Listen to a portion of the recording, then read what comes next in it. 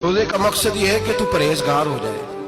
मेरे नबी पाक अलैहिस्सलाम की बारगाह आली मर्तबत में दो औरतें आई,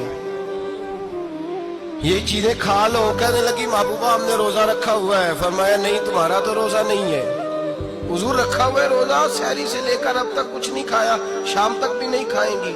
महबूब ने फरमाया जरा कह तो करो, उल्टी तो करो। कह की तो उनके हलक से खून भी निकला और गोश्त के लोथड़े भी निकले, बोटियां भी निकली।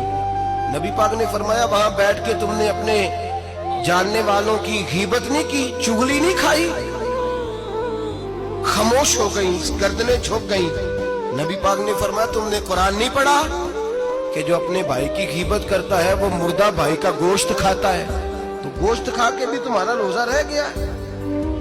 इस तरह का रोजा है कि साहब रोजा रख के ना रखने वालों पे तनकीद कर रहे हैं। तरावियां पढ़ के निकले हैं तो कहते हैं मैं अकेला ही नेक हूं, बाकी तो मोहल्ले में कोई पढ़ता ही नहीं। ये कैसा तेरा रोजा है कि तू रोजा रख के तो उसके मकसद को नहीं समझा। लअल्लकुम तत्तकून, रोजादार तो वो है कि रोजा रखा हुआ है, खाने भी से रुका है, पीने से भी रुका है, अमले ज़ौजिय्या से भी रुका है, फिर वो झूठ से भी रुके, गीबत से भी रुके, बदनिगाही से भी रुके, हराम खारी से भी रुके, रुके सारी चीजों से।